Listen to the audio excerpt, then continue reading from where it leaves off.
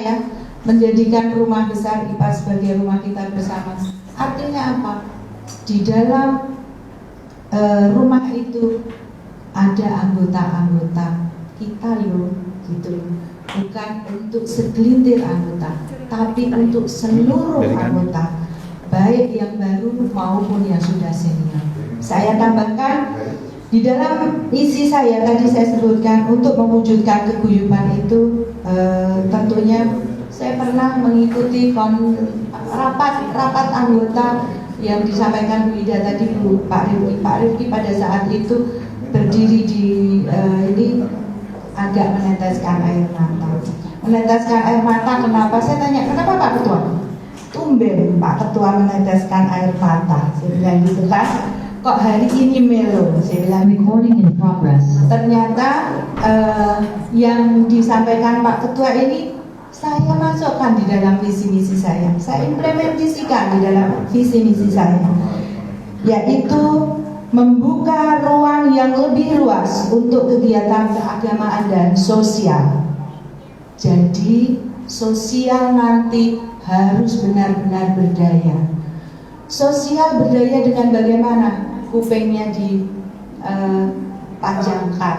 Adakah anggota yang sedang tidak baik-baik saja, sehingga terciptalah hubungan emosional antara pengurus dengan anggota. Keagamaan, di dalam keagamaan yang sudah saya lihat adalah PDOL ya Bu Vero, PDOL itu saya salut sekali. Nah, untuk yang di luar PDOL bukan yang Kristen Nasrani, ayo kita berkumpul. Dari situ awalnya kita bisa menjaga emosional kita, sehingga apa yang dirasakan temannya kita juga ikut merasakan. Tujuannya berkumpul adalah ibadah. Jadi jangan wah itu jelai ngomongnya, jangan ya, tujuannya aja yang diinikan. Karena saya setiap teman-teman itu punya karakter yang berbeda-beda ya, jadi ya kita inikan saja, kita maklumi saja. Itu titik tambahan saya, membuka ruang yang lebih luas untuk kegiatan keagamaan dan sosial, sehingga terciptalah hubungan emosional melalui program-program keagamaan dan sosial yang dicanangkan nanti. Demikian Bu Titi, terima kasih. Mohon maaf lagi kalau ada yang kurang dalam penyebutan. Assalamualaikum warahmatullahi wabarakatuh.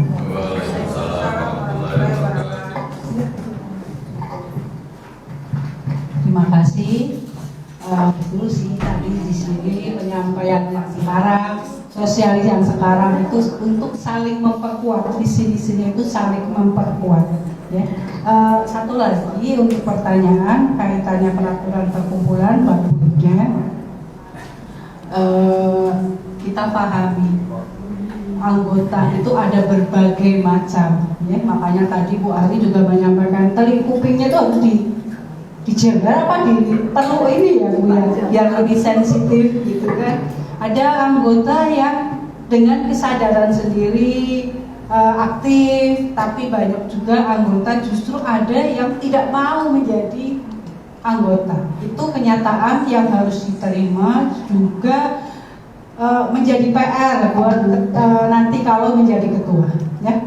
Kita tidak bisa memaksakan ya kan, karena memang berbagai tipe anggota itu harus bisa direngkuh gitu.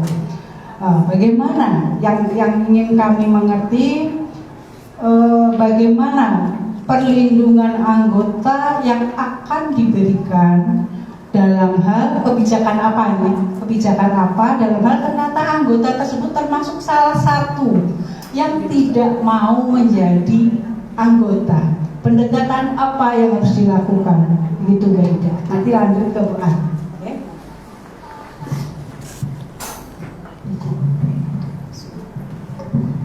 Bismillahirrahmanirrahim. Izin menjawab ya.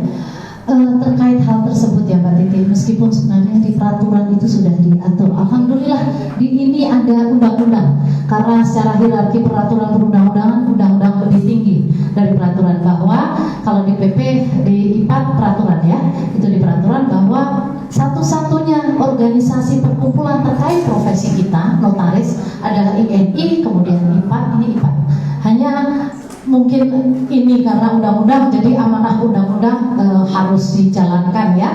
Sedangkan PPAT adalah di peraturan. Harusnya karena kita di sini sebagai IPAT, harusnya dengan peraturan itu, harusnya teman-teman harusnya teman-teman memedomi itu semua. Itu adalah peraturan idealnya. Tetapi kita seringkali ya Mbak Titi ya, mohon maaf, ketika kita kuliah pengantar ilmu hukum selalu disebutkan dasar dan dasar akan berbeda. Peraturan dan implementasi di lapangan akan berbeda. Pasti ada yang seperti itu, dan memang ada ya di kita ya Mbak ya, di Tangsel ya. Padahal semuanya jelas mengacu kepada ketika dia sudah diangkat menjadi PPAT, dan itu adalah satu-satunya peraturan, satu-satunya organisasi perkumpulan, harusnya dari anggaran dasar, anggaran rumah tangga, peraturan perkumpulan, kemudian kode etik itu harus dijalankan. Barangkali untuk perlakuan teman seperti itu Mbak, mungkin kita harus rangkul, kita berikan pengertian secara persuasif. Artinya jangan ayal-ayalan, kamu gitu, aku gini, gak akan ketemu batu sama batu di ini nanti. Tapi kita kasih seperti air yang lama-lama akan terkikis itu batu, diketuk hatinya. Ini seperti ini. Nanti kalau Anda atau teman itu tidak mengikuti peraturan ini, kalau pensiun nanti gimana? Siapa yang akan mengeluarkan rekomendasi? Ketika mau cuti bagaimana? Agar dia bisa tetap kantornya jalan dengan PPAT pengganti, itu gimana? Kalau tidak mengikuti peraturan perkumpulan ini, karena mungkin sebelum peraturan ini ada organisasi lain ya Mbak. Tapi kalau ketika peraturan itu sudah di-share dan harus dipatuhi ke anggota, ya kita harus memenuhi dan taat azas akan hal itu. Jadi mungkin secara persuasif ya Mbak ya, pelan-pelan dengan menyampaikan fakta tadi, tolong dipikirkan nanti ketika akan cuti, ketika akan perpanjangan pensiun, itu bagaimana. Terima kasih Mbak.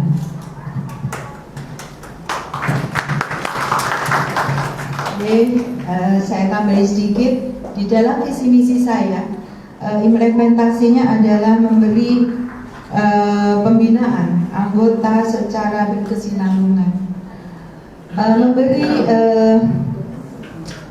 pembinaan anggota secara berkesinambungan itu yang harus ditekankan sebagai ketua Pemda nanti. Karena teman-teman ini bukan nggak tahu, cuman kadang-kadang nggak mau tahu, ya. Jadi ya kita memberi pembinaan seperti yang saya sampaikan di depan tadi. Pada saat buletin itu nanti muncul, ADART itu akan saya munculkan, terus kewajiban haknya, sehingga mereka otomatis Pemda itu mendoktrin secara pelan-pelan. Oh ternyata aku belum melakukan kewajiban secara nyata. Oh ternyata aku belum melakukan tugasku sebagai anggota PPAT secara nyata. Mungkin itu Bu Titi yang bisa saya tambahkan dari yang disampaikan Bu Ida. Di samping persuasif, saya tambahkan dengan pembinaan, memberi pembinaan anggota secara berkesinambungan. Demikian Bu Titi, terima kasih.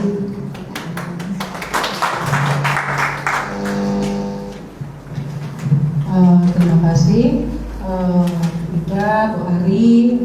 Benar-benar sebenarnya satu kekuatan nih buat Tangsel ya. Jadi apapun nanti yang jadi, siapapun keduanya itu merupakan sesuatu yang sangat berharga buat Tangsel ya. Jadi tetap nanti ke depan tetap berjalan bersama-sama untuk saling menguatkan. Sebenarnya untuk kaitannya dengan peraturan perkumpulan, anggaran dasar maupun peraturan lainnya saya sudah cukupkan. Saya kembalikan kepada Ibu Absari selaku. Terima kasih. Terima kasih Bu Titi. Teman-teman, kita melihat dengan bangganya kita memiliki calon-calon ketua Pemda IPAT untuk tahun periode 2024-2027. Sangat merinding nggak sih mendengarnya? Kalau tadi kita dengar visi misi dan bukan acara berdebat, sharingnya ya Bu Ari ya dengan Bu Ida. Semoga ini akan berlanjut sampai nanti ke depannya. Selanjutnya kita mendengar dari tim panelis kedua, yaitu Pak Dr. Udin Narsudin SMU. Monggo Pak, waktu dan tempat kami persilakan. Baik, terima kasih Mbak. Kita sama yang hari ya, jangan tekan-tekan, karena kita biasa ngobrol bareng, santai aja. Baik, jadi ini ada amplop ya, mungkin nanti dipilih. Saya suruh ke nomor 1 dulu ya, nomor 1 yang ada ya, ke 1 dulu, dikasih 1 ya, jadi saya bacakan. Nah, ke Mbak Ida. Nah, oke. Ini Bu Ida ya, oke. Saya bacakan yang buat Bu Ari dulu ya.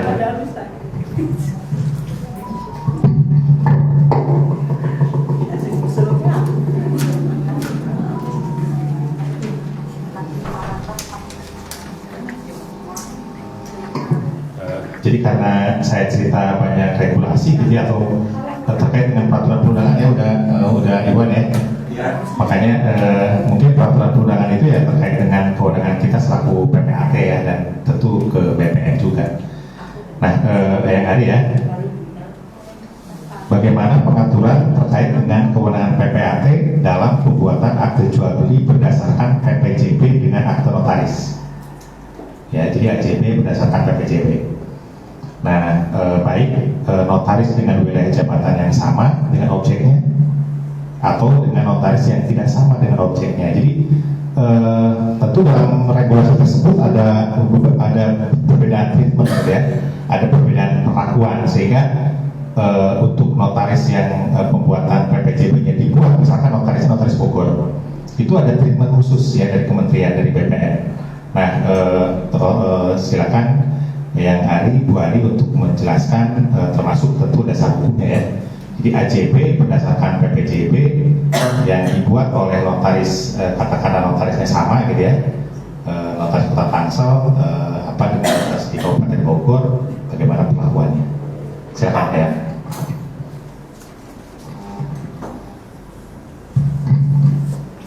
Ya, Kang Udin, terima kasih. Kaitannya dengan PPJB. PPJB ini kan sebetulnya perbuatan hukum yang kadang-kadang sudah selesai, kadang-kadang belum. Makanya suka disebut PPJB. Belum bisa karena tidak selesai karena belum lunas, atau belum karena administrasi di BPN-nya belum selesai. Ya. Kalau untuk melakukan PPJB di luar wilayah, tentunya kita menggunakan SKMAT notaris dulu. Ya, kalau itu sudah selesai, lunas. Oh, ini tidak menyangkut bank ya, Kang? Hanya PPJB aja ya, Kang? Oh, PPJB AJB aja. Ya, jadi PPJB intinya itu kaitannya dengan lunas atau tidak lunas. Kalau sudah lunas, ya langsung saja dibuat AJB-nya. Tinggal aturan-aturan mengenai perpajakan dan lain sebagainya harus diselesaikan terlebih dahulu, sehingga penomorannya jangan sampai sudah dinomori tapi administrasi perpajakannya belum selesai. Banyak sekali yang terjadi, yang saya alami bersama Bu Titi dan Bu Ida, mengeluarkan akte jual beli tanpa BPHTB-nya belum selesai. Itu melanggar aturan. Mungkin itu kan yang bisa saya sampaikan. Ke Bu Ida ya. Terima kasih Kang atas kesempatannya. Terima kasih Pak Ari. Saya akan sampaikan ya sedikit ya Kang ya. Jadi sebenarnya pembuatan PPJB notaris sebagai dasar balik nama di BPN sebenarnya itu sudah diatur di UJN Kang. UJN, tapi kembali pengimplementasiannya kembali dasar yang tadi. Saya senang banget dengan aturan itu kan, karena memang sangat berbeda. Seperti ada di buku Prof. Sudikno mungkin ya Nang ya. Di situ bahwa kondisi di lapangan di BPN kita so far sampai sekarang tidak bisa membuat PPJB itu sebagai dasar sendiri berdiri sendiri untuk balik nama di BPN, tetapi harus ditindaklanjuti AJB. Artinya AJB itu sebagai komparisi PPJB-nya dibunyikan di situ di AJB. Jadi nggak bisa berdiri sendiri sesuai amanah di UJN. Kita ujuk-ujuk bahwa PPJB untuk dasar balik nama, tetapi harus dituangkan dalam AJB untuk dasar balik nama tersebut. Mungkin beda dengan alhamdulillah sekarang yang APHW ya kan ya. Kalau APHW bisa langsung ke BPN, kita akte pelepasan hak waris, akte itu saja beda. Ini perlakuan terhadap PPJB beda. Barangkali itu ya Kang ya. Mohon maaf jika kurang tepat. Terima kasih. Baik teman-teman, ini sekalian aja buat teman-teman ya. Jadi tentu karena di BPN sendiri banyak juga pertanyaan-pertanyaan ya terkait dengan PPJB yang dasarnya AJB yang dasarnya di PPJB. Nah, kalau kita mempedomani pasal 127A Permen ATR 16/2021 gitu ya, memang dimungkinkan notaris di wilayah Bogor, misalkan ya wilayah jabatannya itu di Bogor dengan objek tanah di Tangsel. Ya, berarti kan yang membuat AJB-nya adalah PPAT Tangsel nanti gitu ya. Hanya PPAT Tangsel wajib untuk memenuhi prinsip kehati-hatian. Nah, prinsip kehati-hatian seperti apa yang kemudian dimaksudkan di dalam regulasi tadi di dalam 127A Permen ATR 16/2021 adalah dalam bentuk keterangan. Jadi misalkan Eyang Titi adalah notaris Kota Bogor yang membuat PPJB di Kota Tangerang Selatan. Nah, yang membuat AJB-nya adalah saya selaku notaris, saya selaku PPAT di Kota Tangerang Selatan. Saya harus meminta Eyang Titi untuk mengeluarkan cover letter yang menerangkan bahwa memang benar PPJB tersebut dibuat di hadapan saya. Itu yang dimaksud dalam konteks prinsip kehati-hatian sebagaimana pasal 127A Permen ATR 16 tahun 2021. Artinya di sini saya dalam tanda petik gitu ya sudah mengkonfirmasi kepada Eyang Titi yang membuat PPJB-nya gitu ya. Yang tadi disampaikan Bu Ida, betul dalam UJN memang disebutkan prinsip kehati-hatian gitu ya. Nah, artinya prinsip kehati-hatian dalam konteks hak atas tanah tentu dilakukan dengan proses pengecekan. Tadi yang disampaikan Eyang Ari juga disebutkan terkait dengan pelunasan yang berarti kan itu adalah prinsip kehati-hatian yang dimaksud dalam konteks 127A tadi gitu ya. Jadi ada beberapa parameter yang kemudian harus diperhatikan dalam konteks PPJB yang dijadikan dasar untuk dibuatkan AJB. Gitu ya. Berikutnya yang kedua ya. Ini dari yang untuk Mbak Ida ya. Tahunya isinya ampau. Amin. Jangan tegang-tegang. Oke. Nah ini mungkin tadi menyangkut juga dengan regulasi terkait dengan atau ketentuan terkait dengan organisasi ya. Karena saya anggotanya, jadi saya coba pertanyakan ya. Ketika ada persengketaan pada saat pemilihan ketua pengurus daerah IPAT, siapakah yang berwenang untuk menyelesaikan perselisihan tersebut? Pengadilan kah, PT UN kah, gitu ya, atau siapa? Silakan Bu Ida. Oke, Assalamualaikum warahmatullahi wabarakatuh. Terima kasih. Alhamdulillah ya, kita sudah ada peraturan terkait itu dari peraturan perkumpulan, di mana akan diselesaikan di Mahkamah Perkumpulan. Di sini, alhamdulillah ini pun juga sudah mendahului ada ketentuan soal Mahkamah Perkumpulan.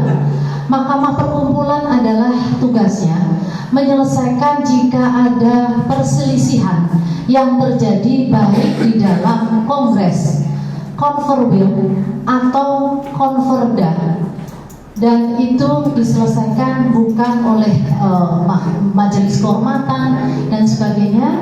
Yang menjadi kewenangannya bukan majelis kehormatan tetapi mahkamah perkumpulan. Dan mahkamah perkumpulan itu anggotanya ada 9 ya kan, kalau nggak salah ya.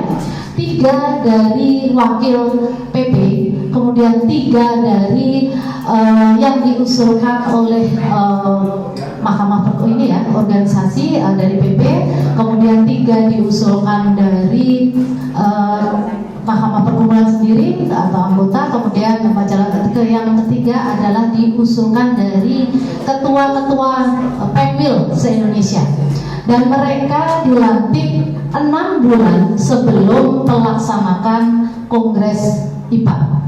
Dan di sini jangka waktu mereka untuk menjabat itu adalah 3 tahun, sama seperti ketua, baik di tingkat pusat, wilayah maupun daerah. Begitu ya Kang, mohon ada koreksi jika salah. Terima kasih. Yang disampaikan Bu Ida sudah dirangkum semua Pak Udin. Ya, copy paste aja saya. Kan kita saling mendukung Pak Udin, ya kan. Jadi kalau bisa ya jangan ada ribut-ribut lah Pak Udin. Kita berusaha untuk sedemikian rupa mengingatkan, saling mengingatkan, jangan sampai ada ribut-ribut. Yang disampaikan Bu Ida tentang mahkamah perkumpulan sudah sama seperti yang saya baca mengenai sengketa, apabila ada sengketa. Demikian Prof. Udin. Baik, tadi sudah dijawab dengan benar ya. Jadi mahkamah perkumpulan itu organisasi atau bentukan dari kekhawatiran sebetulnya ya, kalau ada persengketaan jangan sampai melebar ke pengadilan lah gitu ya. Nah makanya diinikan dari organisasi, dari PP gitu ya, kemudian ketua pengurus wilayah, dan kemudian dari MKD, MKW dan MKP gitu ya. So, baik, selanjutnya ya.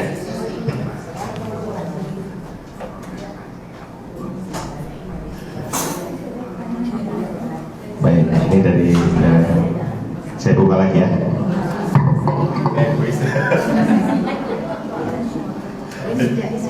Kerjanya udah Irwan nih. Masih Irwan ya, masih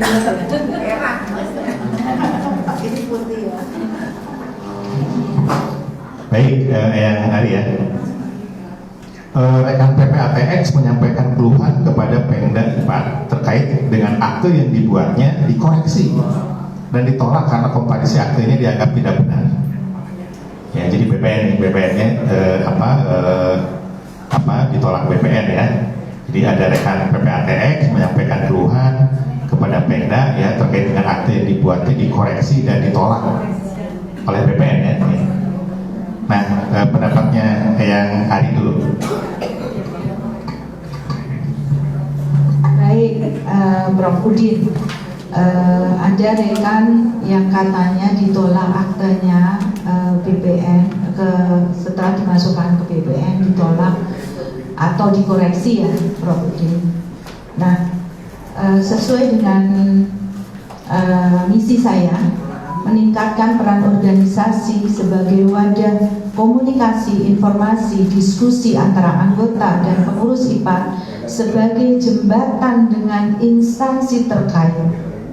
Nah, kita perlu duduk bersama-sama apabila nanti atau saya atau Bu Ida harus duduk bareng-bareng dengan BPN menyamakan. Maksudnya itu apa sih ini? Dokumen-dokumen apa sih yang harus disampaikan apabila misalnya ada peralihan hak? Kadang-kadang sama kasusnya yang satu diterima, yang satu ditolak. Nah itu kan kurang menurut saya kurang bagus. Jadi sebaiknya kita duduk satu meja, pelan-pelan, karena bagaimanapun juga, mohon maaf teman-teman, kita juga harus menjaga nama baik organisasi, juga menjaga instansi supaya tidak ada ketersinggungan. Karena biasanya kalau ada koreksi atau apa, saling lempar handuk, saling lempar ini, oh ini PPAT-nya nggak benar nih, ini BPN-nya nggak jelas nih gitu. Jadi sama-sama aja, sama-sama aja kita bersama-sama kantah untuk membicarakan. Bu, untuk sesi ini sekarang kita bicara peralihan hak dulu deh Bu. Dokumen-dokumen apa aja sih yang harus dilampirkan supaya di bawah sampai di atas itu sama. Nah, kalau sudah ada kesepakatan seperti itu, insya Allah kalau ada hal-hal yang tidak tepat tentunya baru disampaikan ke kami nanti yang akan bicara dengan kepala kantor tentunya. Tetapi saya juga berharap kepada teman-teman, walaupun ini eranya digitalisasi, tapi kita juga harus menahan diri dalam melakukan kegiatan bermedia sosial. Karena apa? Mereka punya kebijakan loh. Ya, goalnya kan tetap di mereka. Kita nggak bisa buat apa-apa tanpa ada approve atau tanda tangan dari kepala kantor. Artinya apa? Sama-sama duduk satu meja, sama-sama menyelesaikan, sama-sama mempunyai visi yang sama, sehingga pekerjaan teman-teman di kita itu selesai dengan baik, tepat waktu. Ini juga perlu sekali Kang Udin mengenai ketepatan waktu. Kadang-kadang ada teman yang AJB-nya sama nih, kasusnya sama. Yang satu 3 bulan, yang satu 2 tahun misalnya gitu. Nah, itu yang harus kita kondisikan peran serta organisasi khususnya Pemda IPAT Kota Tangerang Selatan untuk duduk satu meja sama-sama bersama-sama menyelesaikan satu persatu permasalahan, menyamakan frekuensi. Saya yakin bukan karena mereka nggak tahu, karena sering bergantinya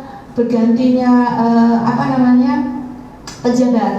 Nah, begitu dengan bergantinya pejabat, ya kita masukin lagi, Bu, kenalan lagi.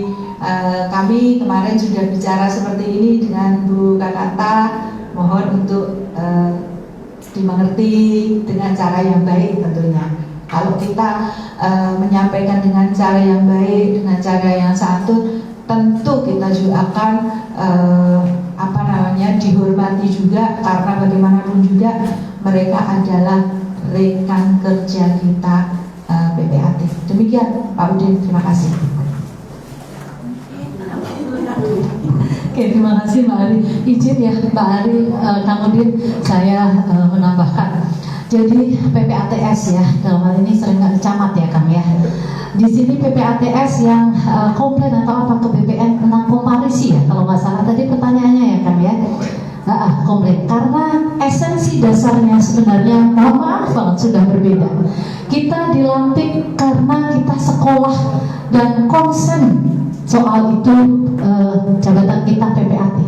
Tetapi mereka dilantik berdasarkan baju yang melekat ke mereka sebagai camat. Jadi saya sendiri sering terima kan, zaman dulu lirik itu mereka ternyata komparisinya salah, nggak diterima BPN. Saya minta kembali ke kecamatan, ternyata camat sudah ganti, nggak mau. Lagi terus piye penyelesaiannya kan nggak bisa begitu. Karena ya saya yakin semua masalah mesti ada penyelesaiannya. Jadi untuk solusi menjawab itu, mungkin punten Kang Udin mungkin sudah sering diminta BPN ya untuk mengisi webinar atau tatap muka dengan camat tersebut. Mungkin di misi-misi saya juga ada di poin 2 dan 4, kerjasama dengan pihak lain, kemudian hubungan yang harmonis, mungkin bisa masuk ke situ. Artinya tentu saja dengan stakeholder ya, baik dengan Bapenda atau BPN, kita mengisi atau meliterasi mereka dengan hal-hal terkait teknis pembuatan akte. Karena kalau kita sendiri organisasi ke camat, memang perlu dicoba, tapi saya nggak begitu yakin mereka dengan terbuka menerima itu, kita ujuk-ujuk kemudian datang. Tetapi kalau kita melibatkan BPN, Bapenda, apalagi BPN ya Kang ya, sebagai pembuatan akte yang akan diterima, akte itu melibatkan mereka agar kita meliterasi mereka soal TPA, teknik pembuatan akte dan komparisi serta premis dan lain-lainnya. Terima kasih Kang.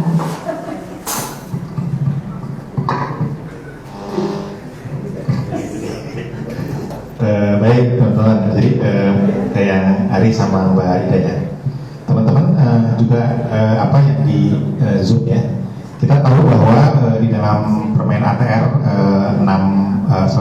Permen ATR 2 tahun 2018 disebutkan bahwa memang BPN berwenang ya melakukan pengawasan dan pemeriksaan termasuk pada saat dokumen masuk.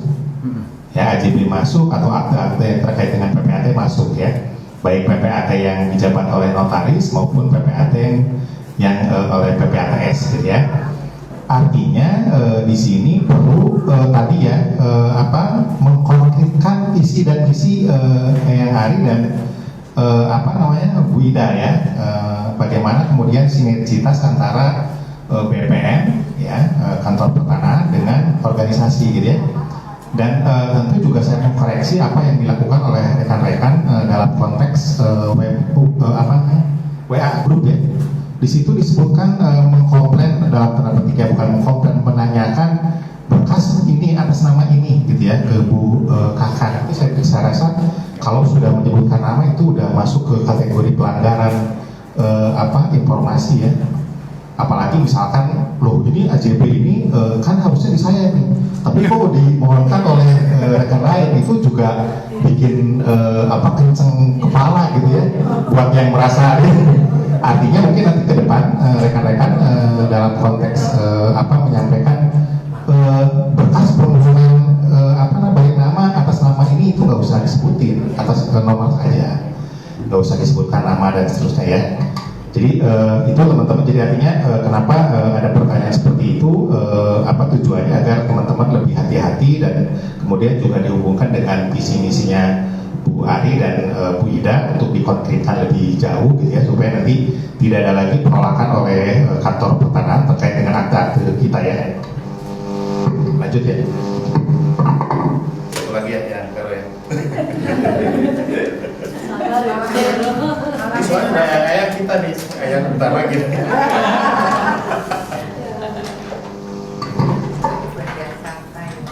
Baik, jadi pertanyaan buat Bu Ida, PPAT ya yang merangkap jabatan dengan notaris, jadi PPAT yang notaris ya, apakah dapat membuat akte PPAT dengan objek yang masih girik, objek tanah yang masih girik, kikitir, letter C atau dengan nama lain ya, bekas milik adat. Nah, silakan pendapatnya Bu Ida ya, silakan. Bismillahirrahmanirrahim. Izinkan. Sejauh ini memang dimungkinkan ya kita sebagai PPAT membuat akte jual beli ya kan tadi ya, akte jual beli atau PPJB dari tanah girik tersebut. Tetapi tentunya punten banget Kang, ini pengalaman pribadi saya ya. Tentunya kita semuanya jangankan dengan AJB atau PPJB, pensertifikatan yang kita lakukan sebelum adanya Prona atau PTSL yang kita lakukan ketika ada klien ke kita wajib mengecek kemana? Ke kelurahan setempat, kemudian ke kecamatan. Kenapa kecamatan meskipun PPAT camat kita mengecek kelurahan? Karena histori tanah tersebut sejak dari girik, persil atau letter C, pemilik pertama yang ada di Giring sampai pemilik terakhir berapa kali, itu infonya ada di kelurahan. Kemudian nanti kita libatkan kecamatan. Kalaupun kita membuat PPJP atau AJP berdasarkan itu, kalau pengalaman saya ngapunten, saya biasanya atau teman yang meminta nasihat ke saya akan melibatkan lurah sebagai saksi terkait hal tersebut. Ketika kita diprotes, kenapa Bu? Ibu kan sudah notaris, Ibu PPAT. Karena kalau di lurah bla bla bla mesti ada alasannya. Bukan apa-apa Pak. Bapak kalau sudah sertifikat, ayo saya gampang ngecek ke BPN. Tetapi kalau Giring Persil letter C yang mengetahui histori tanah itu adalah lurah setempat, jadi saya akan melibatkan mereka terkait hal tersebut. Barangkali itu ya Kang ya. Terima kasih.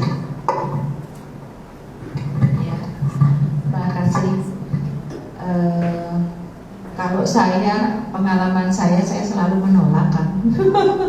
Takut ngeri-ngeri sedap sebetulnya. Tapi ya kalau ditanya mekanismenya ya memang semua buku tanah, sejarah tanah itu awalnya dari kelurahan. Jadi yang disampaikan Bu Ida tadi sudah tepat, melibatkan itu prinsip kehati-hatian ya Bu Ida, prinsip kehati-hatian supaya jangan sampai lurah tiba-tiba ya terserah kamu, wong kamu yang buat ya Kak. Nah mungkin lebih ke situ Kak, ke prinsip kehati-hatian. Tapi kalau saya pribadi, saya nggak berani Kak. Saya belum pernah dan saya nggak berani. Saya belum pernah dan saya nggak berani dan belum berani karena banyak sekali sengketa di situ. Ada banyak, walaupun kita sudah minta untuk buat pernyataan tanah tidak dalam sengketa ya Bu Ida, tapi kenyataannya sudah dibuat gitu pun masih ada geret-geretan. Harus pakai bahasa Indonesia ya Kang, tadi harus menarik. Aduh, lupa saya kalau ini nggak di Jogja, betul. Tarik menarik antara pemilik yang lama dan yang merasa indikan haknya. Mungkin itu Kang. Kalau saya pribadi, saya belum pernah punya pengalaman melakukan AJB Giring. Tapi setuju pendapat dengan Bu Ida sama Arhan Prof Udin tadi, prinsip kehati-hatian sebagai PPAT harus kita kedepankan supaya kita terhindar dari permasalahan yang tidak kita inginkan. Demikian Prof Udin, terima kasih. Baik, jadi jawabannya sudah memadai ya. Pertama tentu saya mengulas lagi ya, jadi buat teman-teman yang akan membuat akte berdasarkan diri, letter C, kikitir atau nama apapun ya dalam konteks tanah bekas milik adat. Perhatikan ketentuan di dalam PP 24 tahun 97 ya, pasal 24 ayat 1 ayat 2, kemudian juga tentu PPAT harus menolak untuk membuat akte kalau ya pasal 39 ya PP 2497 ya, di situ disebutkan kalau kemudian kepadanya tidak disampaikan suratnya ya, dokumennya ya.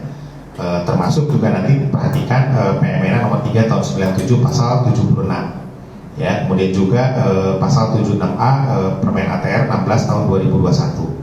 Kemudian juga teman-teman memperhatikan juga bagaimana kemudian kedudukan SKT, surat keterangan tanah dari kelurahan gitu ya, itu bukan merupakan tanda bukti hak.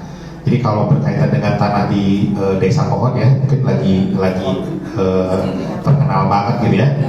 Kok tanahnya, atau kepala desanya yang kemudian dikejar-kejar, padahal secara normatif sebetulnya kepala desa itu hanya bagian sub gitu ya. Karena yang mempersiapkan tanah giring itu atau giringnya sendiri adalah kelurahan. Tapi untuk yang berkaitan dengan sertifikatnya kan BPN. Pada saat buat sertifikat kan gak cukup dengan giring doang, harus ada pengukuran. Masa ukur di tengah laut harus ada yang disebut sebagai panitiaan. Panitiaan kan kecek lapangan, ada consulting report. Nah kadang-kadang ya itu peran media ya, Pak Mahfud Jadi teman-teman memang diperbolehkan. Tadi yang Ari juga punya prinsip untuk tidak menerima ya nggak masalah gitu ya. Tapi ya tadi berarti kan penolakan itu harus disampaikan gitu ya. Bahwa saya nggak mau buat akte karena apa? Gitu ya. Baik, itu mungkin dari saya. Mohon maaf kalau ada banyak hal yang tersinggung atau apa ya. Namanya juga lagi belajar ya. Baik, saya kembalikan ke Absar ya. Terus. Terima kasih.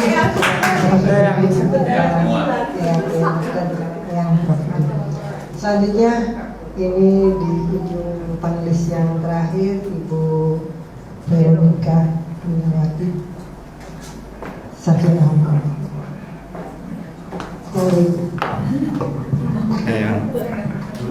Selamat siang, terima kasih atas waktunya dan untuk kali ini saya pertama-tama akan mengucapkan apresiasi kepada kedua calon yang sudah mengajukan diri untuk menjadi calon ketua Pemda Kota Tangsel Depan. Karena menjadi calon itu atau mau menjadi ketua itu tentunya sudah punya mental untuk mau berkorban, untuk mau bekerja sama dengan yang lain dan mengorbankan waktu, mengorbankan mungkin juga pikiran, perasaan dan juga mungkin dana ya, yang menurut saya itu sudah suatu pengorbanan yang kita apresiasi. Nah, untuk selanjutnya tugas saya sesuai dengan materi yang diberikan oleh tim pemilik bahwa saya akan memberikan sehubungan dengan praktek di pekerjaan PPAT. Seperti kita ketahui bahwa ini pertanyaan saya tujukan kepada keduanya ya, boleh ditanggapi saling menanggapi. Seperti kita ketahui bahwa pekerjaan kita itu banyak sekali berhubungan dengan BPN, dan di BPN ada sekarang ini ada kendala-kendala sehubungan dengan sertifikat elektronik, di mana sistem sering error, hasilnya juga sering error. Kemudian yang dari dulu sampai sekarang adalah dana paket yang ditarik oleh BPN. Jadi meskipun error-error, BPN tetap narik. Kita ngulang lagi, narik lagi. Kita ngulang lagi, narik lagi. Nah, dari calon ketua Pemda ini, apa solusi atau apa yang terbaik untuk anggotanya yang setiap hari harus berhubungan dengan BPN, sehubungan dengan paket-paket tersebut dan pekerjaan-pekerjaan yang sering kita dirugikan karena sistem yang error-error tersebut. Silakan.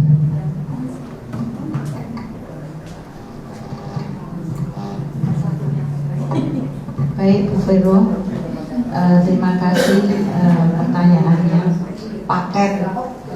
Paket dan sering error, perlunya itu ya Bu Vero. Paket yang dimaksud paket yang mana nih Bu Vero? Paket saya agak deg-degan ini mau ngomong. Karena ini seksi dan seksi. Nah, saya takut ya mau jawab Bu Vero. Paket yang mana yang dimaksud Bu Vero? Paket misalnya setelah keluar pengecekan terus kita bayar PNBP, atau setelah kita online terus ditutup harus online lagi bayar lagi, atau paket yang mana ini Bu? Bilateral.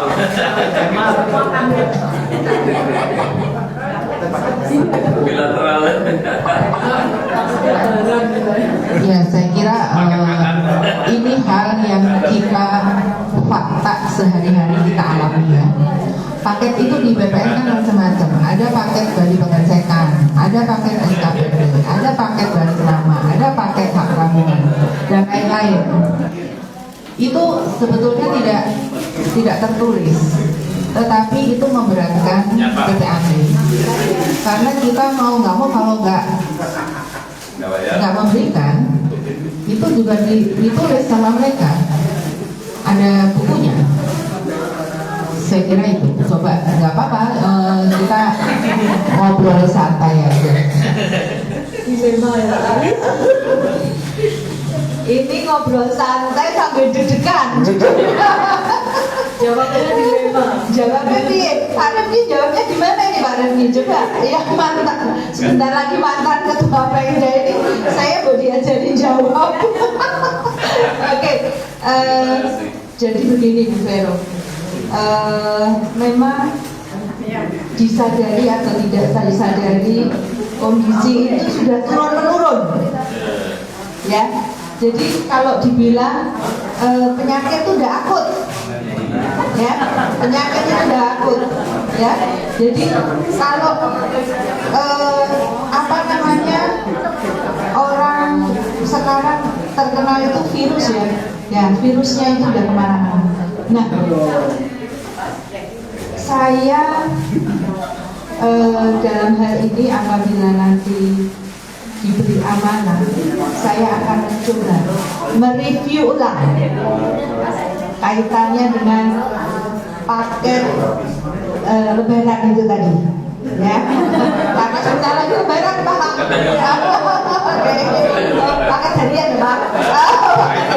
Oke, saya akan mencoba membicarakan, tentunya jangan sampai ada ketersinggungan, karena bagaimanapun juga kita juga harus menghormati instansi institusi yang bersangkutan, apa yang bisa ditarik garis tengah yang tidak memberatkan, dan di sini juga bisa bekerja dengan baik dan nyaman.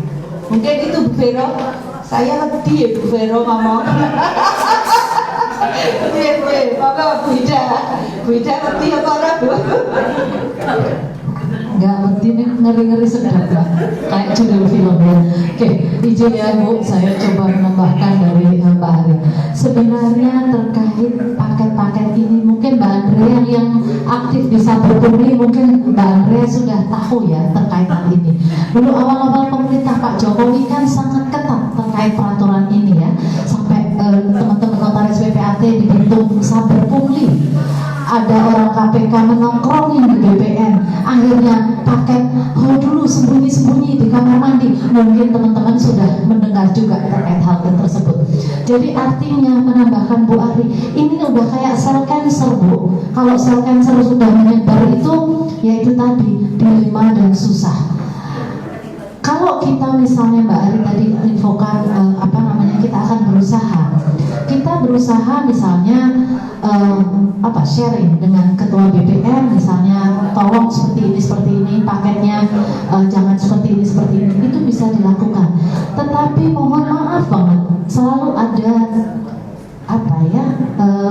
behind kita, di belakang kita melakukan paket-paket tersebut.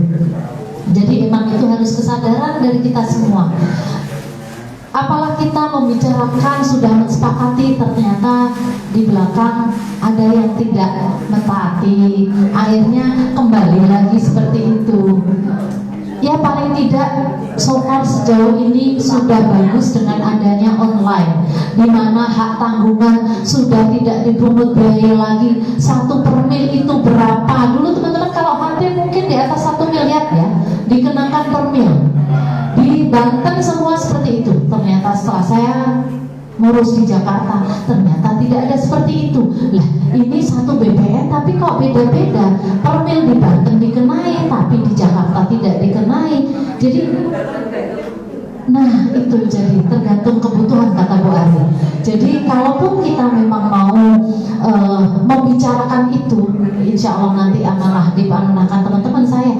Ayo kita bareng-bareng dan komit bareng-bareng. Ketika kita membicarakan yang komit 150, 100, padahal kita ada 336, tapi lainnya seperti itu. Akhirnya ya kembali lagi seperti itu Bu Vero ya. Mohon maaf kalau ada yang kurang tepat penjelasannya. Terima kasih.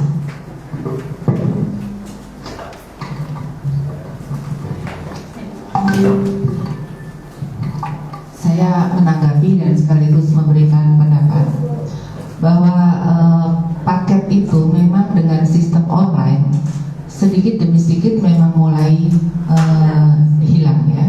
HT mungkin sudah nggak ada paket, tetapi yang masih sistem manual itu pasti kita masih harus ada paket. Nah ini juga catatan buat kita sebagai PPAT, kalau kita mau menerima pekerjaan, biaya-biaya itu harus kita perhitungkan.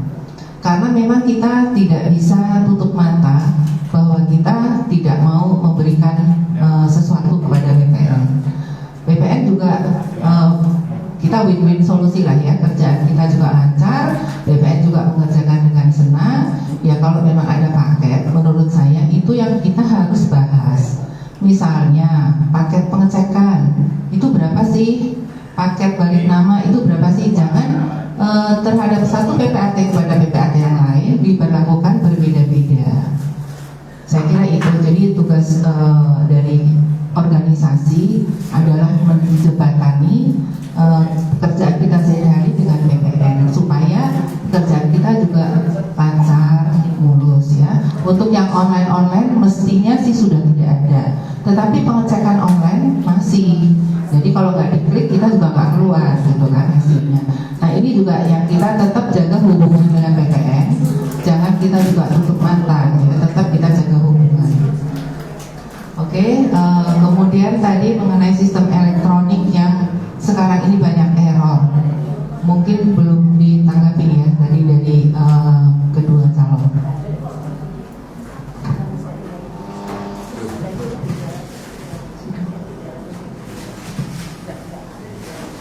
Ya. Ada lagi Bu?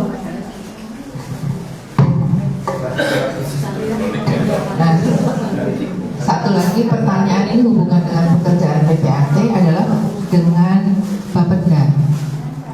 Dengan Bapenda itu sekarang kan kita kalau mau mengajukan BPHTB itu harus approval dulu. Seringkali terjadi tidak di-approve karena dianggapnya harga di bawah pasar. Padahal banyak orang sekarang menjual aset memang di bawah harga pasar. Memang ada yang BU dan lain-lain. Nah ini mempersulit, mungkin perlu ada pembicaraan lah dengan Bapenda sehubungan dengan hal-hal tersebut supaya kita juga tidak lama-lama ya untuk di-approvalnya itu kan kasihan para pihak mau transaksi dengan cepat. Ada yang butuh uang, ada yang cepat transaksi, ada yang mau keluar kota dan lain-lain. Mohon tanggapannya. Baik, untuk waktu yang semakin Sempit. pendek, jadi mohon disingkat. Kaitannya dengan hubungan dengan Bapenda, saya memang mendengar ada akan ada perubahan di dalam PBB ya. PBB itu saat ini menggunakan sistem multi tarif. Jadi ada yang 0, ada yang 0,1 ya. Nah, saya dengar akan ada satu tarif yang memang belum diinikan ya. Saya belum tahu implementasinya seperti apa. Tapi ujungnya kalau saya cermati dari situ pengennya Bapenda sudah tidak akan ada validasi lagi. Artinya dengan satu tarif itu langsung sudah muncul sesuai dengan tagihan, tidak perlu online dulu di approval baru kita bisa bayar. Cuma implementasinya kapan itu yang saya belum tahu. Jadi kapan waktu nanti apabila salah satu dari kami dipilih ya tentunya akan harus ada pembicaraan kaitannya dengan hal tersebut karena sistemnya seperti apa, apakah masih menggunakan sistem lama atau masih sudah menggunakan sistem baru. Kalau sudah menggunakan sistem baru memang saya dengar kalau pakai single system ini, satu tarif ini akan terdapat kenaikan yang luar biasa terhadap PBB, NJOP. Cuman Bapenda sudah tidak ada urusan lagi dengan koreksi. Jadi begitu dikalikan NJOP ya sudah, itu yang di approval otomatis gitu. Implementasinya kapan kita tunggu. Jadi kayaknya pekerjaan kita ini banyak akan dapat surat cinta, kontak, apalagi hari ini nanti, apalagi dan apalagi. Mungkin itu Bu Vero. Yang jelas harus pengurus harus sering komunikasi intens dengan stakeholder terkait, khususnya BPN dan Bapenda, karena itu kaitannya erat sekali dengan pekerjaan kita PPAT. Sehingga kalau ada kebijakan yang baru, langsung kita informasikan ke anggota, dan sosialisasinya tidak perlu menunggu mereka mensosialisasikan, izin langsung, boleh nggak ini disosialisasikan melalui itu tadi media digital online yang nantinya saya coba akan buat. Terima kasih Bu Vero. Terima kasih Mbak Ri. Saya Bu Vero ya, terkait kendala elektronik tadi alih media ya Ibu ya, yang belum kamu jawab. Ini adalah apa, nomenklatur dari atas ke bawah Pusdatin itu. Kadangkala link itu bermasalah di pusat, bisa juga di wilayah, dan juga bisa juga di kota atau kabupaten. Jadi kita hanya bisa mengajukan komplain, ini kenapa? Syukur-syukur teman-teman ada yang gercep punya kontaknya orang Pusdatin menanyakan langsung. Saya sangat senang sekali kalau seperti itu. Jadi ini mungkin permasalahan kita semua di Indonesia ya. Kemudian terkait validasi pajak yang satu tadi, di mana di bawah harga pasar, dan yang disampaikan Mbak Ari tadi satu tarif. Saya ingat waktu zaman Ketua Kepala Bapenda almarhum Pak Dadang, saya pernah menyampaikan ketika pertemuan PPAT dengan Bapenda, Pak, kenapa sih Pak tarif pajak itu nggak disamakan? Ini kita kan garda terdepan untuk narik pajak BPHTB. PBB harga sekian, di buku harga sekian, kemudian tengah-tengahnya harga sekian, yang berhadapan langsung kita Pak, yang dimaki-maki kalau naik apa turun kita Pak. Gimana Pak? Kenapa nggak dibikin satu? Saya ingat jawaban Pak Dadang waktu itu, Ibu, nggak bisa seperti itu Bu, karena kalau kita satu tarif di PBB itu yang jadi dasar. Pengusaha-pengusaha di Tangerang Selatan tuh akan teriak, karena kaitannya dengan apa? Dengan per meter pabrik-pabrik mereka yang tertuang di PBB. Mereka tentu akan teriak Bu di situ. Oh oke Pak. Jadi tetap kita Pak ya main 3 kaki ya, harga PBB, harga real atau di atas PBB, dan nanti ada lagi harga transaksi. Karena kan kalau enak yang dibilang Pak Ari tadi, satu tarif tuh kita enak banget gitu loh. Sebenarnya semua sama ya, tentunya kita PPAT itu menginginkan itu ya. Kita nggak perlu ribut sama klien, kita menyampaikannya enak, nggak perlu menunggu validasi yang dibilang Bu Vero tadi di bawah harga pasar. Astagfirullahaladzim. Lanjut ya, dengar kok ya. Karena kalau di bawah harga pasar itu Bu Vero, pengalaman saya, kalau seperti itu, Bu, kan saya memang butuh uang, saya di bawah harga pasar. Sudah Ibu, gini aja, Ibu tunjukkan bukti transferan Ibu ngadep ke Bapenda. Ditemani staf saya hanya ditunjukkan orang-orang yang bersangkutan. Kita nggak mungkin Pak ikut maju, karena nanti dikira kita ada apa-apa mengarahkan. Kita tunjukkan Ibu menghadap ke saya Pak, Ibu konfrontir sebenarnya memang Ibu ngejual di bawah harga itu. Dan Pak Taher juga menyampaikan ketika ada hearing ya Pak Rifki ya dengan teman-teman IPAT, kalau memang itu di bawah harga pasar ya sampaikan ke Bapenda dengan bukti-bukti. Mereka akan melihat bukti-bukti itu. Begitu ya Bu Vero ya. Terima kasih, mohon koreksi jika ada kurang.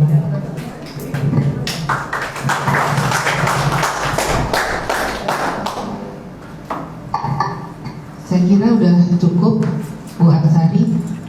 Waktunya juga sudah mau jam 12.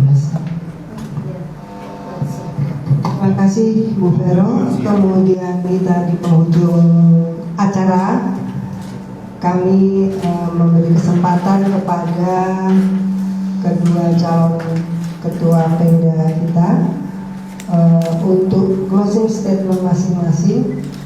Waktunya tidak lebih dari 3 menit ya. Oh, kira 1 jam. Oke. Waktu dan tempat kami persilakan. Oke, baik, terima kasih rekan-rekan anggota IPAT yang saya cintai dan saya banggakan.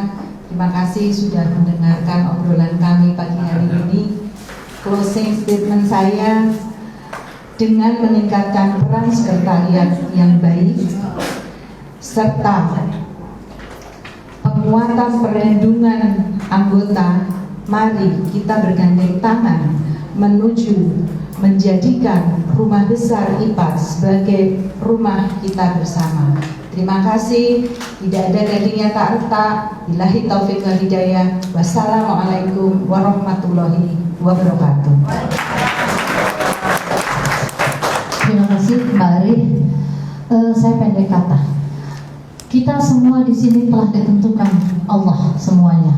Di Lauhul Mahfudz dalam keyakinan saya sudah ditentukan siapa yang akan diamanahkan dan diberi kepercayaan oleh anggota-anggota tercinta IPAT Tangsel yang akan memimpin Tangsel 3 tahun mendatang. Tetapi saya pribadi dan Mbak Ari, mungkin kita sama-sama ya, sekali layar terkembang putus atau surut ke belakang, pantang surut ke belakang. Kita melalui proses itu ke sana, do the best. Apapun yang kita punya, kita berikan yang terbaik kepada anggota. Kita bersama-sama membangun membangun Pemda IPAT Kota Tangerang Selatan secara guyup, rukun, solutif. Karena saya yakin semua permasalahan tidak ada yang tidak ada solusinya. Oke, selamat siang. Semoga sehat semua dan bisa datang di Konverda 24 Februari mendatang. Waalaikumsalam warahmatullahi wabarakatuh.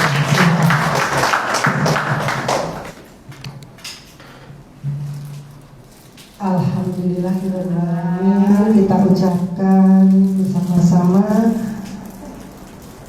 Deg-degan saya. Saya bangga dengan Bu Ari, Bu Ida. Semoga rekan-rekan semua yang ikut Zoom juga bisa memilih dengan hati nurani, kemudian amanah nanti bisa dijalankan oleh diri. Ya. Oke. Kemudian yang terakhir di sini akan saya ingatkan, dari tanggal 25 Januari 2025 sampai dengan nanti 15 Februari 2025, persiapan dan pelaksanaan kampanye atau sosialisasi bagi calon formatur ketua pengurus daerah dan anggota Majelis Kehormatan Daerah Kota Tangerang Selatan 4 yang telah ditetapkan dengan rapat kerja daerah Kota Tangerang Selatan 4 yang telah ditetapkan di sini dengan dikasih oleh dan semoga kita bisa dengan tenang juga memikirkan, memilih yang sesuai hati nurani tadi. Dan jangan lupa tadi yang disampaikan dan juga tanggal 24 Februari 2025 kita melaksanakan konferensi daerah Kota Tangerang Selatan IPAT yang tempatnya juga sudah ditentukan oleh Ketua Panitia Pelaksana Pak Afriwandi ya, di Intermart Hotel Suites. Pengumuman selanjutnya nanti akan disampaikan Ketua Pemda melalui WA Group.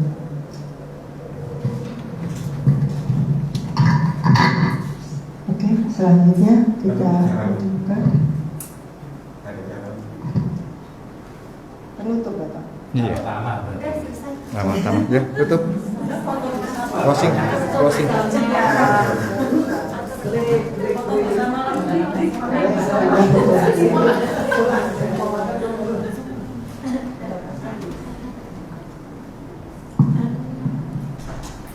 Oke, acara-acara yang lain kita lakukan foto bersama.